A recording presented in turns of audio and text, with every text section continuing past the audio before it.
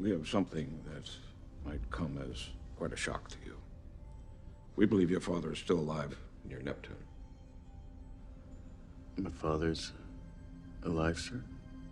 We believe so. Roy, the surge seems to be the result of some kind of antimatter reaction. Now, the Lima project was powered by that material, and your father was in charge of it.